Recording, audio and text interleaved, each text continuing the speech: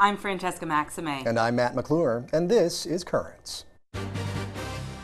The Pentagon releases its report on Don't Ask, Don't Tell. We'll look at what it may mean for the future of the military.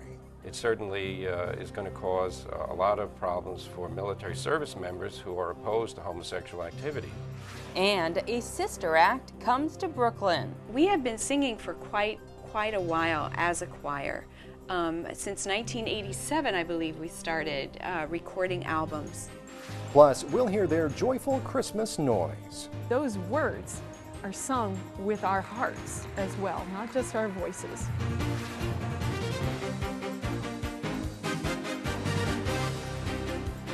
Well, good evening, and thank you so much for joining us tonight.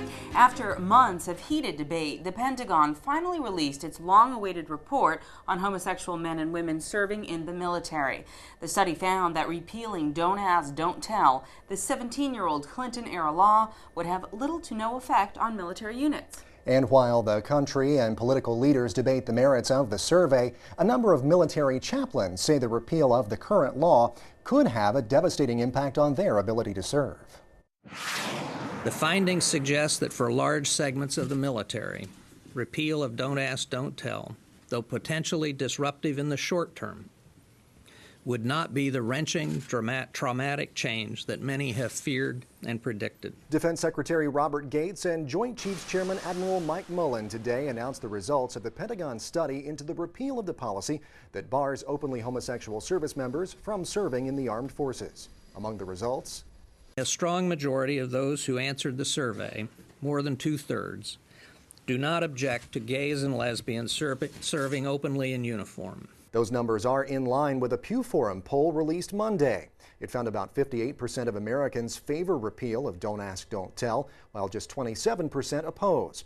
Among Catholics, support for repeal is even stronger. 63% support letting homosexuals serve openly in the armed forces. But Catholic priest and former Naval Reserve chaplain Father Gerald Murray told me earlier this year that he, for one, does not support repeal. Because I don't think it's a good thing. I think the current policy is good, it's useful, contributes to military readiness and good order and discipline, and it preserves the military from this experiment in social engineering, which is designed to promote the gay agenda. At today's press conference, Secretary Gates said he would see to it that implementation of any change to the Don't Ask, Don't Tell policy would be handled in a way that would have little effect on unit cohesion. That's something Father Murray told me he has a hard time believing could happen. People have a problem with same-sex attraction or homosexual attraction, have to deal with it, and it can be a liability in the specialized environment that is the military. But the former commander of the USS Cole says job performance would not be affected by allowing openly homosexual service members. All I can tell you for sure is that when I had people, if they were gay or bisexual or whatever they may have been, it didn't matter. I didn't have men and women serving aboard my ship. I had sailors, and they did a phenomenal job, especially the morning of October 12th when we were attacked. They did phenomenal. So if there were gay service members on board, they did a great job too. The defense authorization bill that includes a repeal of Don't Ask, Don't Tell passed the House of Representatives back in the summer, but it's been stalled in the Senate ever since. A leading Senate voice on military matters, Senator John McCain, told CNN over the weekend that he believes the motives behind the repeal are less than admirable. We should remember where this all started. There was no uprising in the military. There was no problems in the military with Don't Ask, Don't Tell. But the fact is, this was a political promise made by an inexperienced president or candidate for presidency of the United States. The military is at its highest point in recruitment and retention, in professionalism and capability. So to somehow allege that this policy has been damaging the military is simply false. That's something these former service members, discharged under Don't Ask, Don't Tell, would disagree with. They protested outside the White House a few months ago.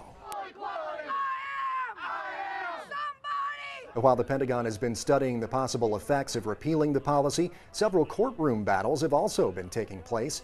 Secretary Gates urged the Senate to act now and vote on a repeal so the military would have time to implement new policies slowly and carefully.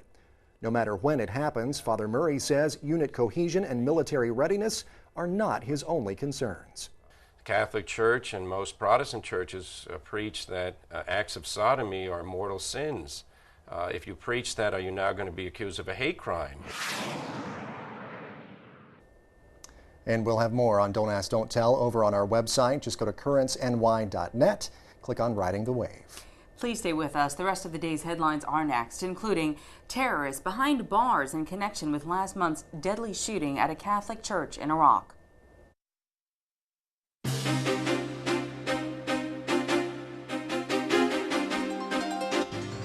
Welcome back to Currents. I'm Francesca Maxime. And I'm Matt McClure. Coming up in just a bit, the sounds of the season from a group of singing nuns. Can't wait to hear that. But first, let's have a look at the day's headlines. Iraqi security forces captured 12 men who say they were responsible for a series of attacks, including the deadly massacre at a Catholic church in Baghdad last month. The capture happened last week, but was not made public until the weekend. It comes as U.S. bishops urge the House to pass a resolution that condemns the attack and calls for a comprehensive plan to protect religious minorities in Iraq. From Cuba, the leader of that country's Catholic says the remaining 11 jailed dissidents will be set free. Cardinal Jaime Ortega says the prisoners who have refused to accept exile in Spain will be allowed to remain in Cuba. Ortega says that he doesn't know when the release will take place. Back in this country, members of a Muslim community in Portland, Oregon are concerned. They're concerned for their own safety. This after one of their own was arrested in a fake car bomb plot at a Christmas tree lighting ceremony. We get more now from Anita Kissy. Expected for this closed-door meeting at Portland City Hall, 15 to 20 Somali and Muslim leaders. But more than 70 crowded in, eager to share their concerns with the mayor after Friday's alleged bomb plot at Pioneer Square. I think Portland is one of the most tolerant places in the United States. This is a very unfortunate incident. At least the news, you want to hear it. 19 years old who's started his future, going to university, and now the backdrop. And what he did, he infected the whole community. Many of these folks now question their safety, worried they are now targets simply for being Muslim. I went to Catholic school all my life. I lived with Jewish family, so that's the type of thing we believe in, and we're not strangers and we're not aliens. Sukri Osman knows Muhammad, Mahamud, and his family. We have to remember the parents. This young kid grew up in a loving family and really, really loving home, and I know that for a fact. And my heart goes out to his mom and dad. But like many here, he's also concerned her own children may be bullied or mosques attacked like the one in Corvallis as retribution. We're all one city. We're all Portlanders first. And, in the coming days and through what might be a very long trial, we might be tested by stereotyping and worse in the mass media. Nobody here, of course. But we're committed. We're committed to getting through this and getting through this to the other end, a stronger community, a more united community, all of us. And that is Anita Kissy reporting there. Mohammed, meanwhile, has pled not guilty to one count of attempting to use a weapon of mass destruction. Well, ahead of World AIDS Day tomorrow, the cardinal in charge of Caritas International is urging governments and drug companies to spend more on HIV prevention and care for children. Cardinal Oscar Rodriguez Mardiaga says more also needs to be done to reduce mother-to-child transmission. He says many women and children are being left behind in the fight against AIDS. Well, from Virginia, a couple of thieves were not in the Christmas spirit last week when they stole a Salvation Army kettle. We get more now from Jason Marks. That familiar sound of the holidays is back. Y'all have a good night now. And bringing with it, hi, baby. Fold it up and put it in there for me. A little holiday spirit. And I really do. I enjoy it. I get out here and dance with them and have them doing the moonwalk for me. We be having a good time out here. Flora Kelly, y'all have a good night now, has been ringing the bell for the past 5 years. I enjoy doing things to help the kids. During the holidays, thank you, ma'am. Appreciate the donation. You'll find her at her usual spot in front of the Walmart on Tidewater Drive. She's one of 2 ringers stationed at the store. Thank you, ma'am. But Friday afternoon, someone took advantage of her coworker. He said, Flora. I said, what's the matter with you, Evans? He said, Flora, somebody took my bucket. They took my bucket. The employee said one of the suspects came up to ask a question. Right behind his back, the other suspect grabbed the kettle full of money. Both ran off. And it hurt. It's so sad for knowing that people go in their pocket to help the kids, and then some trifling person go out there and just take it from them. Norfolk police searched the area, but still haven't found the two suspects. All right, you heard we got a bucket stolen today, right? No. Mr. Russell's bucket got snatched today. The money would have been used to help out families in need. And as police look for the two Grinches, Floor is working to make up the money lost. Thank you, sir. That report there from Jason Marks. The Salvation Army says it does not know how much money was in the stolen kettle. And we're getting our first look now at the new movie about Cardinal John Henry Newman, starring Academy Award-winning actor F. Murray Abraham. Rome Reports has more. A new movie will show the life of John Henry Newman, who was recently beatified in the Pope's recent visit to Great Britain in September. Italian writer and director Liana Marabini brings us The Unseen World, which she says is a story of chastity and spirituality. Well, I dreamt a long time to make this film because I love so much Newman that I wanted to share him with other people, not only with lay people, but also with the priests. And why that? Because he was, above all, a very good priest. It's also a film that focuses largely on the trials of the priesthood. The wonderful priests that during the history, during the centuries, make the church a huge institution, a huge moral and spiritual institution. The title The Unseen World is meant to represent the metaphysical state of contact between man and God, something that Newman often referred to in his writings. A film is a very good tool to evangelize the culture and the world. And it's exactly what we need now. We need God in our lives in order to live better, to be more successful, to be happier. The Unseen World is being filmed in Rome and England and is set to be released in mid-2011.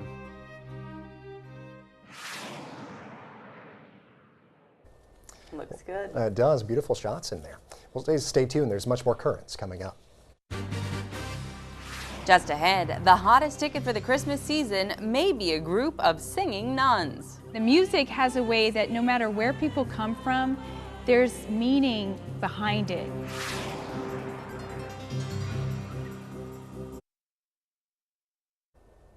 Well, welcome back. It is the last day of November. Can you believe it? I cannot, actually. I know, 2011 is almost here. And if you haven't started to get into the Christmas spirit yet, we have something that just might change that. It's the Daughters of St. Paul, who are in town for their annual series of Christmas concerts. And we'll get to hear from them in just a bit. But before that, before we hear them sing, that is, here's a conversation I had with them just yesterday. Sisters, thank you so much for being here. We appreciate your time today. Thank you. And just so you know, at home, we have Sister Tracy, Sister Bernadette, and Sister Julia here with us today from the Daughters of St. Paul Choir. And just wanted to talk a little bit about the concerts that are coming up, because I know you guys are obviously very well known for concerts, especially around this time of year. Yeah. Sister Tracy, we'll start with you. Tell me a little bit about, well, I guess your involvement with the choir, and kind of give folks at home who might not be as familiar with the Daughters of St. Paul Choir, how it came to be, a little background. Sure. I actually can say that most people wonder if all the Daughters of St. Paul sing. And I can say right now, no, we don't. But we all do sing in chapel for Jesus. But there are some of us that Sister Bridget, who's our choir director, I think she has an ear in chapel.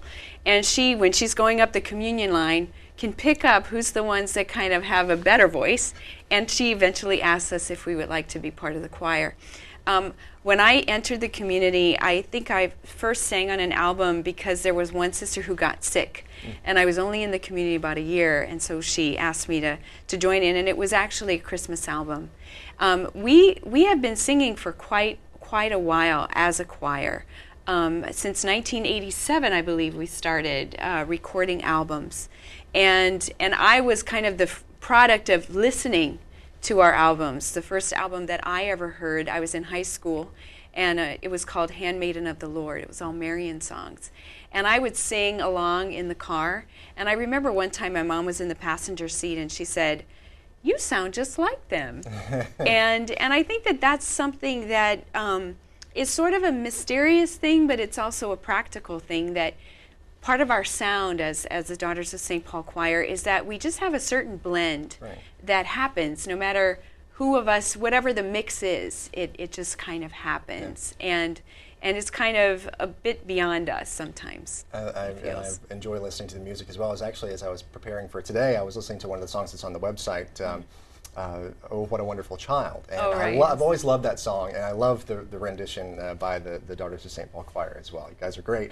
Yes. Sister Bernadette, I want to ask you as well. We were kind of talking a little bit before we went on the air here, and people might be wondering at home, okay, where does everybody come from? Do you all come from the same place or that kind of thing? Actually, everybody here comes from somewhere different, right? Right. Most of the year, at least this year, I've been in Toronto, Canada, so I've been getting used to a new country, a different climate, and those border crossings, let me tell you, I'm getting more familiar with them, but that's where I spend my time now. So. Right, okay. Yeah. Well, and Sister Tracy, I believe you said you come from LA. Yes, I'm from I'm in LA. In LA now, and then Sister Julia, you were in New Orleans? New Orleans. Okay, yeah. I remembered. You I remembered. did, I passed the test. Yeah. But and of course you all kind of come together at this particular time of year. Yes. And Tor, tell me a little bit about some of the places that you'll be presenting concerts this year. I have to go to Sister Julia. I should have been the one to look at that list. Well, of course you have one here. It's actually coming up tonight in Brooklyn. We know that. That's right. St. Ephraim's in Brooklyn, and I think Our Lady of Fatima in Piscataway the day after. And then on Thursday we're at the Hilton at Staten Island for the benefit concert. And the morning after that we fly out to Cleveland, and then we come back, and I think we go down to Philadelphia and up to Boston, and then we all fly back where we came from. Right. Well, very, very good. Now, you mentioned the benefit, Sister Bernadette. Tell me a little bit about the benefit that's coming up on Staten Island. The benefit on Staten Island basically began a few years ago. We have a lot of roots in Staten Island. So the very first sisters and brothers who came from Italy, the first parish that they lived at was Our Lady of Pity. And that's where we actually began our concerts back in the early 90s when we were celebrating our 60th anniversary here. So right now, the benefit, we have about 600 guests, I believe, who are planning to show up. Many of them are contributing in very large ways to our mission at this time. And one of our ways of showing them how grateful we are is to produce a large Christmas concert for them. We pull out all the stops, so. We do it in such a way as to involve people in the way we celebrate Christmas. Right. We're not really producing something that's, of the really Hollywood, shiny, wonderful, all the, everything is perfect. It's more like inviting people into our community in the way we celebrate Christmas, the way we sing together, the way we have fun. So there's a mix of the really beautiful spiritual uplifting songs. All of the songs are uplifting. Some of them are a little bit more contemplative, reflective, but then there's a lot of fun ones. And we have fun. And we have fun when we're practicing. We have fun when we're actually deciding what we're going to do. And we also involve part of the crowd with us for different songs, and we even invite the kids up at a certain point. Well, and you can tell it comes across in the music. I'll say that because it really is. It's a lot of fun. The fun song, like the one that I was talking about earlier. Yeah. That's a fun song, and it really comes across that you guys are having fun when you're performing. Yes. Well, sisters, thank you so much for coming in. We've just run out of time, but we'll link up to folks. You're on Facebook. These are they're with it. Yes. The Daughters of St. Paul. So we'll link up to your Facebook page, also your website as well, and people can hear and see a little bit of kind of what's in store, and then hopefully come out to one of the concerts in the area. Thank you so much, Sister Tracy, Sister Bernadette, and Sister Julia. Thank you all so much. Thank you. Sisters are so great. I remembered all their names. I'm just proud that I remembered them all. And where they're from. That's right. Yeah. And no, but they really are great. And of course, we'll see a little bit of that in just a bit. But they are very talented. And as she said, they have a lot of fun. And it really does come across in the music. And you can just tell. You can see it on their faces and in their actions that they enjoy every minute of it. And such a treat for so many around this time of year. They're on tour, so you can catch them in any number of cities and go listen to their uplifting music. Well, we do have more about the Daughters of St. Paul, including their concert schedule for the next few days over on our blog. Just head to currentsny.net and click on Riding the Wave. Stay with us. We'll be right back. And we'll also hear the sisters sing right after this. Well, we just heard some of the Daughters of St. Paul Choir talk about the Christmas concert tour that they've got actually just beginning tonight, but now we're going to hear them sing. Well, last year we had a chance to catch a performance when they played at St. Athanasius Church here in Brooklyn. So here once again is another look at this spirited sister act in action. We started doing these concerts as a way to celebrate Christmas and to bring people together around, you know, what the real meaning of Christmas is, which is about the birth of Christ. It's really a beautiful time, and the music has a way that no matter where people come from, there's meaning behind it.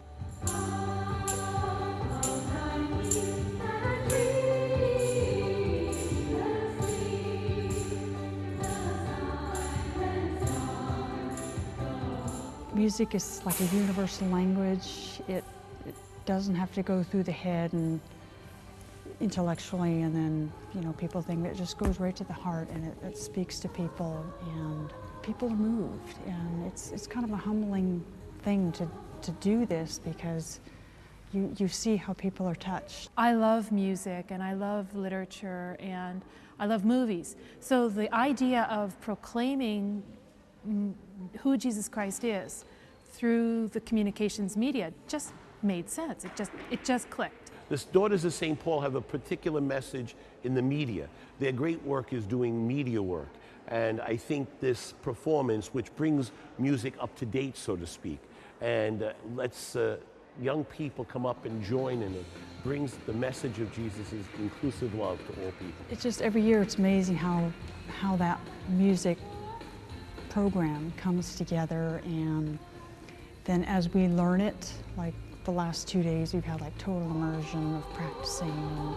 Well, we always kind of like, you know, look at previous years, you know, what have we performed before? What are people asking for? That also motivates how we record, what we actually have on albums. And then when we, you know, try to get together, we look for a variety. What are songs that are meaningful to the people that we're singing to? And then the funny thing about it is that, you know, we don't spend like a year or even 6 months or even a week practicing. We get together for like 2 or 3 days before we start performing. You feed off the energy of the crowd. That's what a performer does, and I think that's what happens to us as well. I mean, we come already with the energy that we have by who we are as women religious, but we also try to grasp at what people are going through in their life, what's hurting, what's making them wonder, what's making them doubt. And the message that we sing, I mean, those words are sung with our hearts as well, not just our voices. When we actually do it and see the response of people, it just lifts our hearts, and it makes, like, all the hard work and worry sometimes that goes into it, it just kind of makes all of that disappear. I love their costumes, and I love her comment that, you know, they're singing with their hearts and not just with their voices, because that clearly comes through in the joy that they have when they are singing and what they're able to share with the audience. Absolutely, and you see, you know, you heard the sister talk about the emotional reaction that music sort of elicits there, and you know, you see it on the, not only on the sisters' faces, because they're having a blast doing it. You can tell. I told you they're having a blast. But you can see it on the faces of people in the audience as well. You see people laughing, people even she was sort of dancing along. One of the women in the pew, she was sort of getting into it as well. They brought the kids up there and doing the motions. That's a lot of fun. An interactive concert. I like it. Absolutely. Well, that is it for tonight. Coming up tomorrow, much more music. We'll hear from the man conducting an opera here in Brooklyn about Our Lady of Guadalupe. It's something different that you won't want to miss. Until then, be sure to check out our website. We're online. Yes, we're very with it as well. The sisters have a website, and so do we. We're on Facebook and we're on Twitter as well. Our website, by the way, is currentsny.net. If you have a question, comment, story idea, you might want to write to us. Drop us a line. Our email address is dropusaline@currentsny.net. For all of us here at Currents, I'm Matt McClure. And I'm Francesca Maxime. Thank you so much for watching and listening tonight. Have a great night.